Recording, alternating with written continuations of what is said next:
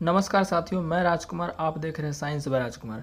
तो आज के इस क्लास में हम करने वाले हैं नर्वस सिस्टम के जितने भी प्रश्न पूछे गए हैं रेलवे के एग्जाम में, उन सभी को हम प्रैक्टिस करने वाले हैं।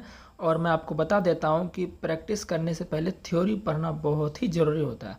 अगर आप डायरेक्ट किसी भी चैप्टर का प्रैक्टिस कर रहे हैं तो वो आपके लिए ज़्यादा सही नहीं है, वो अधिकिचरा पढ़ाई हो जाएगा और वो आपके लिए अच्छा नहीं होता है। ठीक है ना, कॉन्सेप्ट क्लियर नहीं हो पाएगा। तो इससे पहले आप जो है इस क्लास का अगर थ्योरी नहीं देखे हैं तो इसका थ्योरी आप देख लीजिए। ठीक है ना, लगभग जो वही 40 से 45 मिनट में मैंने पूरा उसको नर्वस सिस्टम को एक ही वीडियो में ख़त्म कर दिया था। अगर आप नए हैं तो ठीक है ना, जो नए पहली बार जुड़ रहे हैं और ग्रुप डी की और एनटीपीसी की जो तैयारी कर रहे हैं, तो फ्री साथियों हम साइंस आपके लिए तैयारी करा रहे हैं।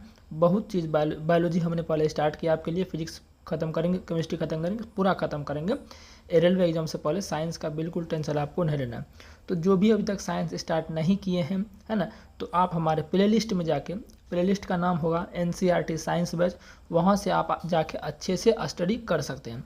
लगभग जो है 20-25 क्लास अभी साइंस का हुआ है, आप फ्री में जाकर स्टडी कर सकते हैं। कोई ज़रूरत नहीं है आपको पेड कोर्स लेने का। ठीक है ना, आपको पेड कोर्स वाला पूरा यहाँ सुविधा दिया जाता है। क्लास की PDF दी जाती है, अच्छे अच्छे सोल्यूशन आपको मिलते हैं। और PDF वगैरह आपको टेलीग्राम पर मिल जाएगी। टेलीग्राम का नाम है साइंस बाय राजकुमार, ज्वाइन कर लीजिएगा। ठीक है ना, तो खैर चलिए स्टार्ट करते हैं। क्लास जो भी छूटा है आपका प्लेलिस्ट में जाकर उसको पढ़ सकते हैं अच्छे से। ठीक है ना, तो पढ़ समझते हैं साथियों।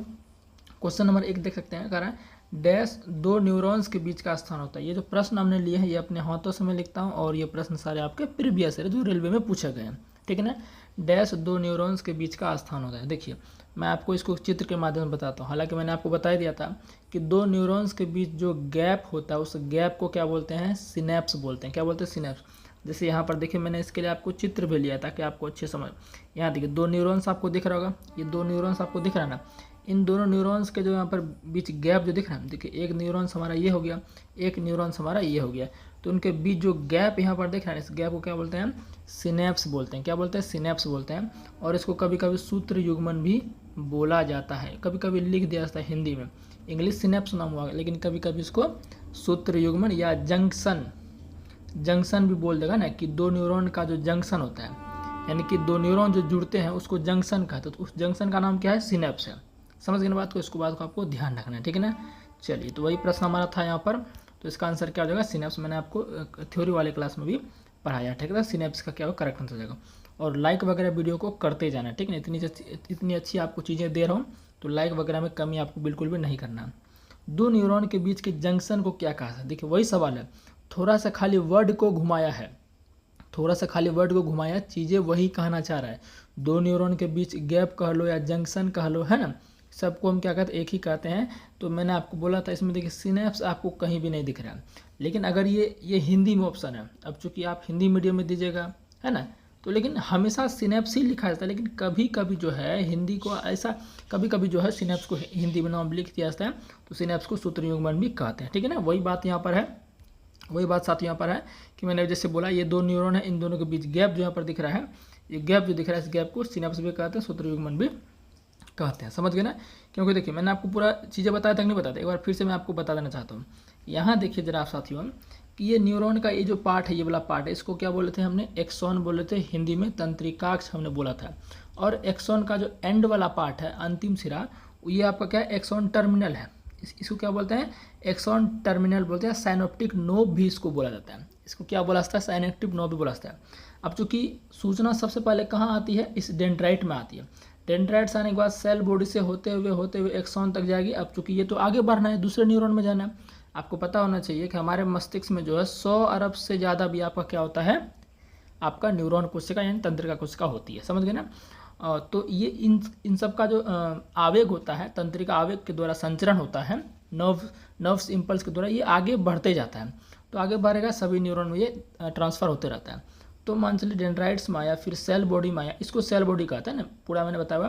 फिर सेल बॉडी से तंत्रिकाक्ष में जाके अब ये जो एक्सॉन का जो एंड वाला पार्ट है, एक्सॉन का जो एंड वाला पार्ट ये आपको दिख रहा है यहाँ पर, इस एंड वाले पार्ट को क्या बोलते हैं, एक्सॉन टर्मिनल या तंत्रिकाक्ष का अंतिम सिरा या साइनेप्टिक नोब भी बोलते हैं। तो अब इससे सूचना कहाँ जाएगा, दूसरे न्यूरॉन में। तो ये तो सूचना जाएगा किससे, अब सूचना एक्सॉन का जो एंड पार्ट है, अब इससे जाएगा दूसरे वाले न्यूरॉन में।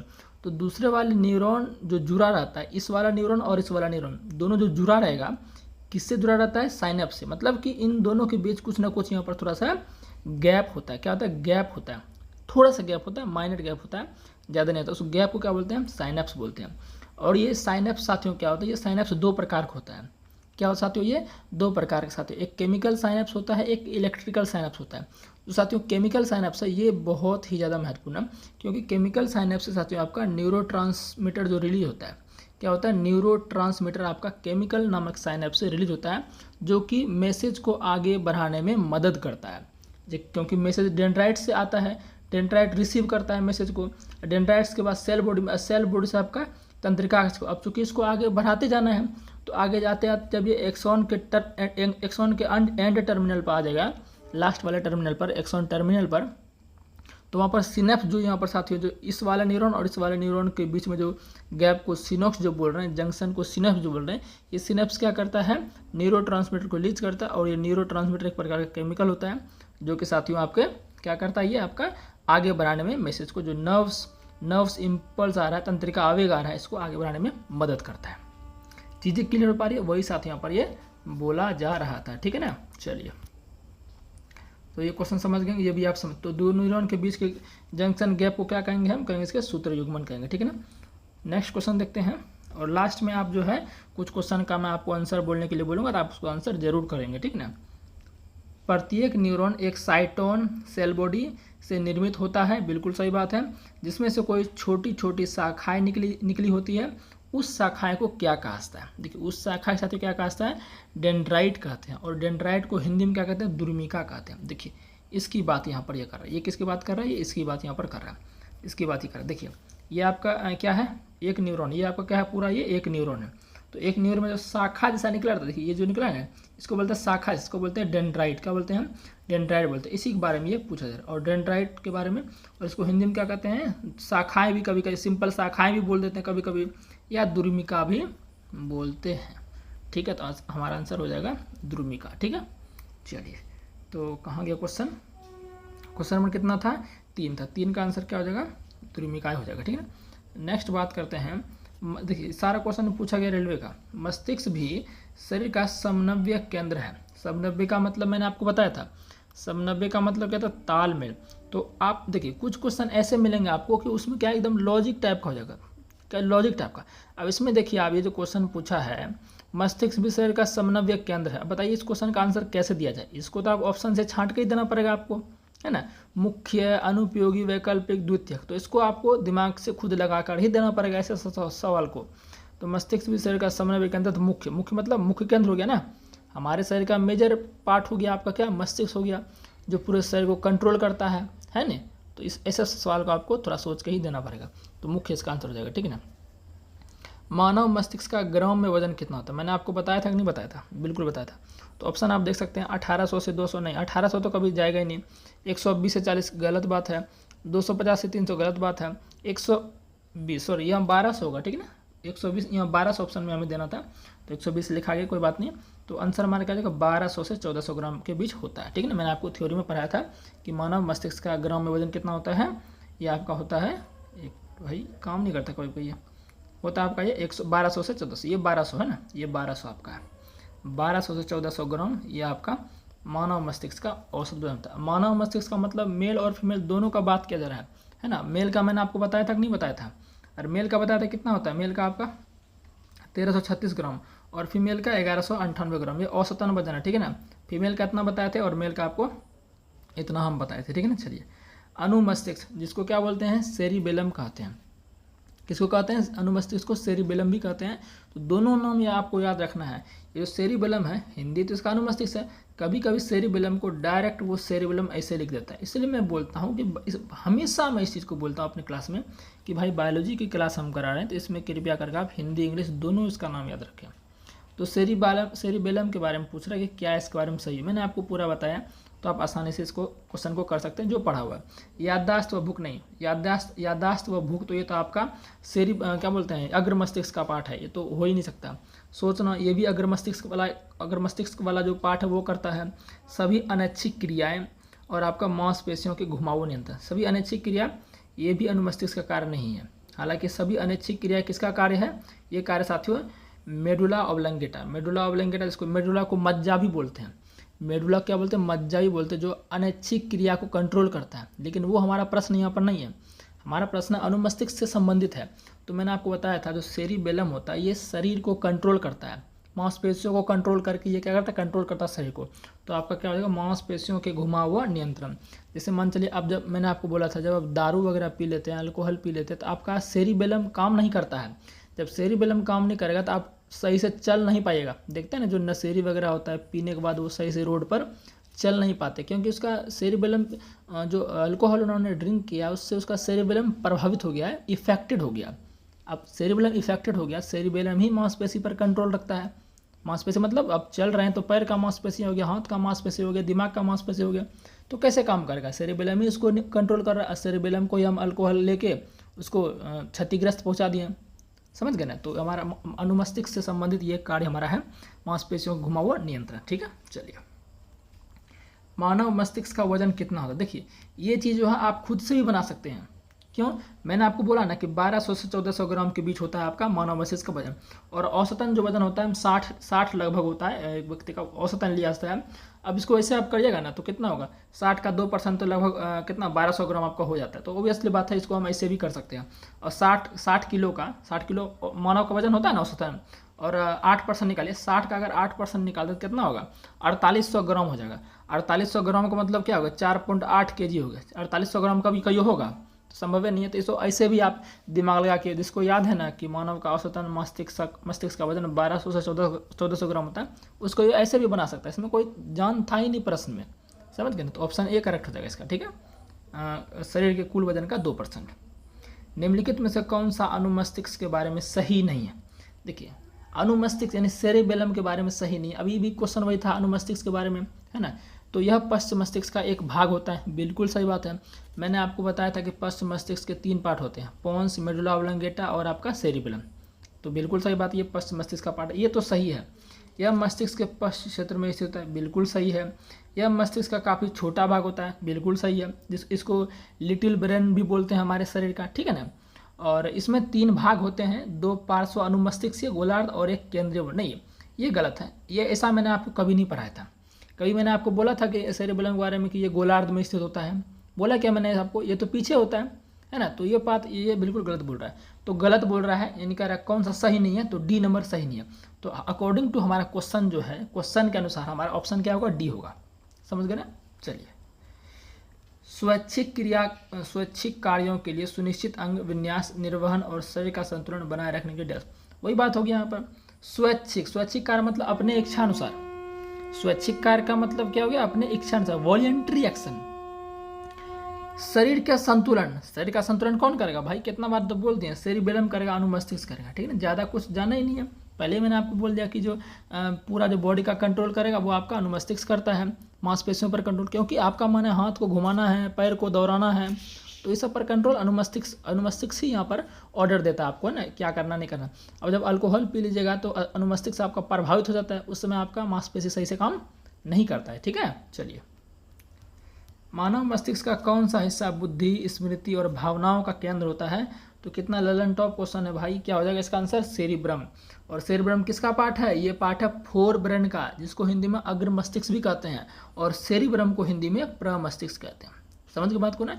तो प्रमस्तिष्क जो आपका, इसको सेरिब्रम कहते हैं, सोचने, नए चीज़ों की, नए चीज़ जो आपका दिमाग में आइडिया आ रहा है, रीजनिंग बना पा रहे हैं, लॉजिक लगा पा रहे हैं किसी भी बात में, है ना, याद रख पा रहे हैं कोई भी चीज़ को, है ना। तो ये सब चीज़ आपका जो है आपका सेरिब्रम के द्वारा कंट्रोल होता है, ठीक है ना। चलिए रेनवियर के नोट्स सूक्ष्म रिक्त स्थान होते हैं जो डैश में पाया जाता है। बताइए मेरे भाई, सब हमको आंसर बताने की जरूरत है, आप लोग देखते ही इसको मार दिए होंगे, अरे सर ये तो परिवेक ही हैं, ये तो ऑप्शन देते हैं। ऑस्टियोब्लास्ट, तू कहाँ से आ गया भाई, हट तू। कॉन्ड्रोब्लास्ट का भी तोरा नाम नहीं सुने, ग्रंथि को इसका नहीं। माइलोनिकृत एक्सॉन, मैंने बोला था ना, अरे बोला था कि नहीं, चित्रों दिखा दे, देख लो भाई, चित्रों देख लो, चलो चित्र देख लो, देखो यहाँ पर, हालांकि यहाँ पर नहीं लिखा गया लेकिन मैं आपको बता देता हूँ।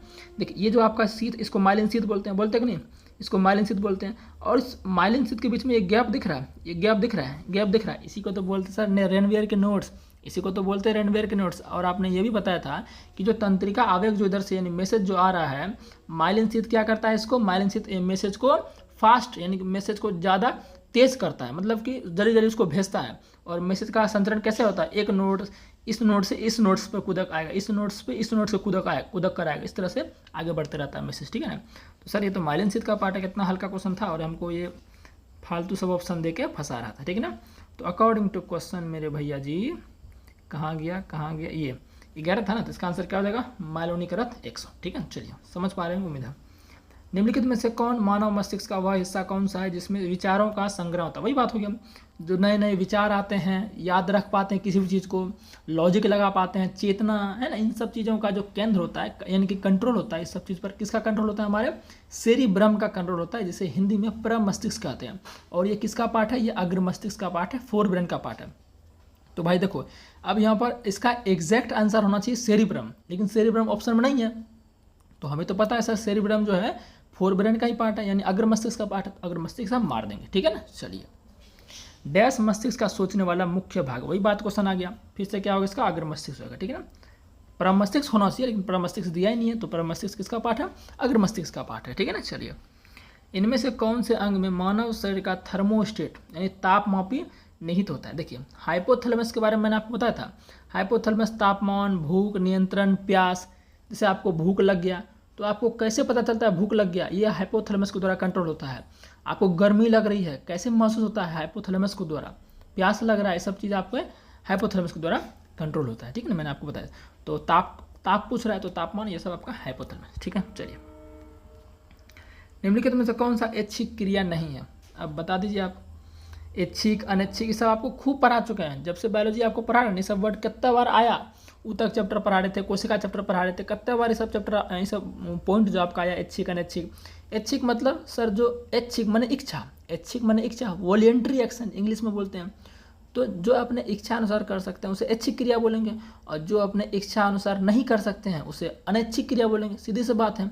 तो देख लो ना भाई, यहाँ पूछ रहा है ऐच्छिक क्रिया नहीं है, कुर्सी का घूमना, भाई कुर्सी का घूमना, मेरा मन है कि कुर्सी को घुमाएंगे, नचाएंगे, तोड़ेंगे, ये तो ऐच्छिक क्रिया है ना, हम अपने मन से कर रहे हैं। क्या बोल रहा है, पहले बंद करना, अब ये क्या ऑप्शन दे दिया, देखिए पगला रहा है ऑप्शन, रेलवे क्या दे दिया है ना, पहले बंद करना, मतलब ये कुछ भी बोल रहा है, पहले बंद करना, पहले खुला करना, ये सब भी अपने से हम कर सकते हैं, है ना। तो ये सब भी अच्छी क्रिया है। किसी वस्तु पर बात करना, मतलब किसी टॉपिक पर बात कर, मेरा मन है किसी पर बात करेंगे नहीं करेंगे, है ना, किसी के बारे में बोलेंगे नहीं बोलेंगे, मेरा मन है, तो अच्छी क्रिया है। कह रहा है अच्छी क्रिया नहीं है, क्वेश्चन पूछ रहा नहीं है, तो भाई हृदय का धड़कना, आप सोचेंगे ना हृदय को हम रोक देते हैं, तो संभव है नहीं ना, संभव जी, वो तो धड़क में करेगा, संकुचन और शीतलन हो भी करेगा, संकुचन शीतलन सिस्टोलिक डायस्टोलिक हो भी करेगा, तो उस पर आपका कंट्रोल नहीं है, समझ गए ना बात को। तो ये आपका हृदय का धड़कना हो गया, ठीक है ना, करेक्ट आंसर हो जाएगा, ठीक है ना। चलिए अच्छा एक बात मैं आपसे पूछता हूँ, एक बात हम, चलो ये नहीं, दूसरा अभी कुछ बाद में थोड़ा पूछेंगे ना, कुछ बाद में पूछते हैं थोड़ा सा बाद में। न्यूरॉन्स की शाखा जैसी संरचना को क्या कहता है, वही बात आ गया ना। जैसे ये न्यूरॉन हमारा है, ये न्यूरॉन है ना, ये शाखा से संरचना ऐसे निकली रहती है, क्या बोलते हैं सर, इसको डेंड्राइट बोलते हैं, और हिंदी में दुर्मिका बोलते हैं। अब चूंकि ना डेंड्राइट है ना दुर्मिका है ऑप्शन में, तो शाखा ही बोलेंगे, सिंपल बात है, शाखी का, ठीक है। मानव शरीर में कितनी मेरु तंत्रिकाएं होती है, हाँ कितनी होती है मेरे भाई, मैंने आपको क्या बोलते हैं नर्वस सिस्टम 3 प्रकार का बताया था, कौन कौन, CNS, PNS, ANS। अब बोलेंगे सर ये क्या लिख दिए, हिंदी बताइए।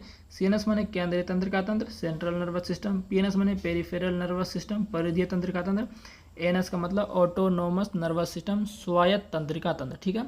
तो CNS में सर कौन कौन आता है, इसमें आता है मस्तिष्क और मेरुरज्जु को पढ़ना पड़ता है। PNS में क्या होता है, पढ़ना पड़ता है मस्तिष्क और मेरुरज्जु को, लेकिन मस्तिष्क से निकलने वाली जो 12 जोड़ी तंत्रिका होती है उसको पढ़ना पड़ता है, और जो मेरुरज्जु से निकलने वाली 31 जोड़ी तंत्रिका होती है उसको पढ़ना पड़ता है। और सर ANS क्या है, PNS का ही एक पार्ट होता है ANS, पूरा चीज़ मैंने आपको बताया था।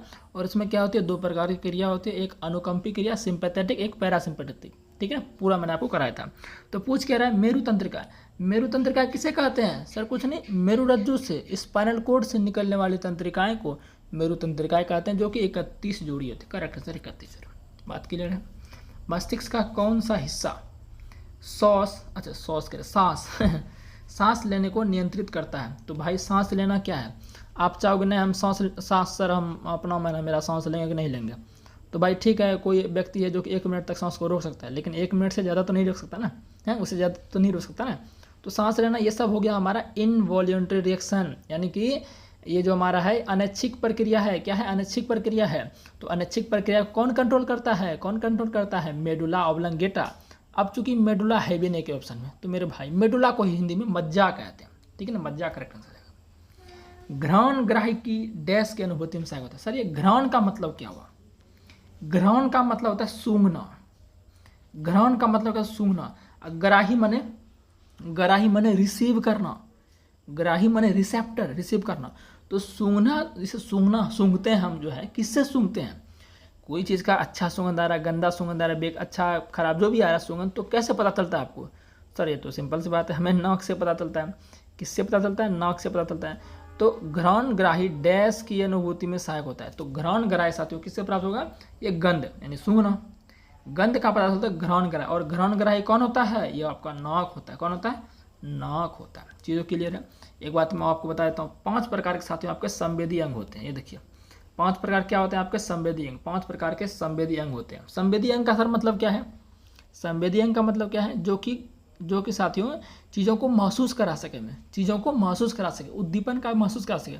जैसे हम किसी चीज़ को देख पा रहे हैं, किसी चीज़ को क्या कर रहे हैं, देख पा रहे हैं, तो देखेंगे किससे देखेंगे, तो बोलेंगे सर आँख से देखेंगे। तो आँख हमारा क्या हो गया, आँख हमारा इस साइड, आँख हमारा क्या हो गया सर, एक प्रकार का सेंसरी ऑर्गन हो गया।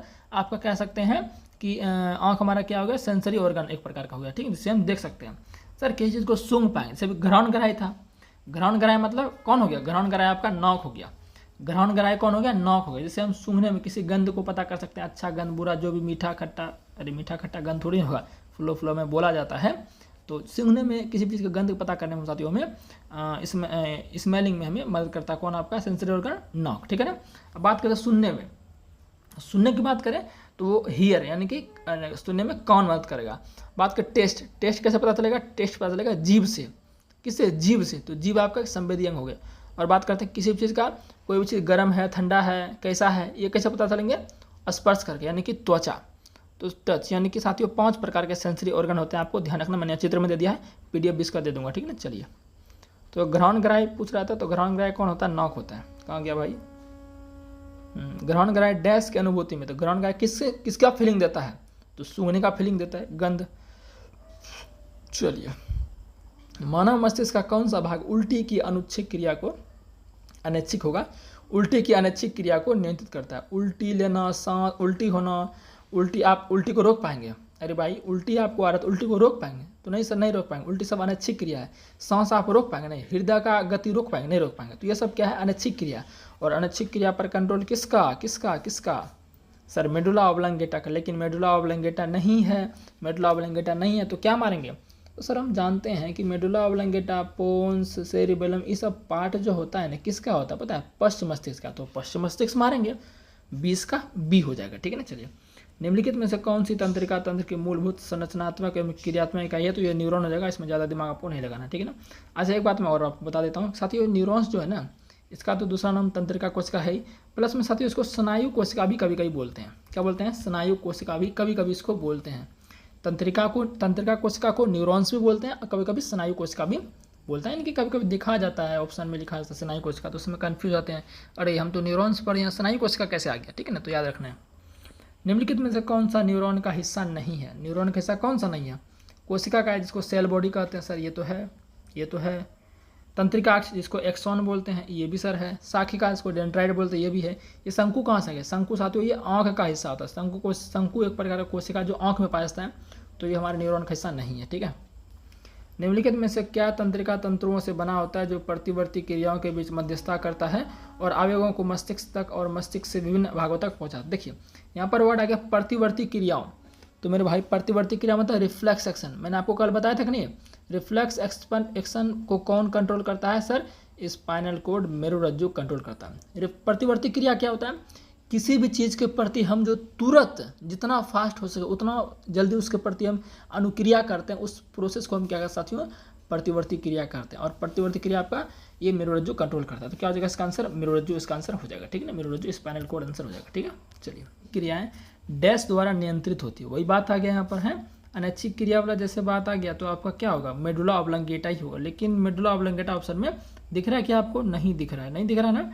तो मुझे लगता है ऑप्शन ए होगा मेरुशीर्ष, क्योंकि साथियों मेडुला ऑब्लंगेटा को मज्जा भी कहते हैं हिंदी में और मेरुशीर्ष भी कहते हैं। अच्छा एक बात मैं आपको बता देता हूँ, जैसे मान चलिए आपको एग्जाम में इस तरह की परेशानी अगर झेलने को मिले, मैं अपना खुद का एक्सपीरियंस बताता हूँ कि कभी कभी क्या होता है, कुछ इंग्लिश का हमें हिंदी, कुछ हिंदी का हमें, कुछ हिंदी एक ऐसा वर्ड होता है जिसको पता ही नहीं होता, उसको इंग्लिश में करके ना उसको अच्छे से सॉल्व किया जा सकता है। जैसे हमें पता है इस क्वेश्चन का आंसर मेडुला ऑब्लंगेटा होगा, तो जब आप क्वेश्चन एग्जाम में आएगा तो वहाँ पर ऑप्शन रहता है क्वेश्चन को व्यू इन इंग्लिश, व्यू इन हिंदी, तो आप व्यू इन इंग्लिश करके देख सकते हैं कौन सा इसका आंसर होगा। तो हम इसको ऐसे कर सकते हैं, इसका आंसर हमारा कंफर्म है कि मेरुशीर्ष को ही मेडुला ऑब्लंगेटा कहेंगे, ठीक है ना। मुझे पता है कि मेडुला को मज्जा भी कहते हैं, लेकिन मुझे ये नहीं पता है कि मेडुला को मेरुशीर्ष भी कहा जाता है, ठीक है ना। इसलिए यहाँ पर आपका इंग्लिश हेल्प करेगा।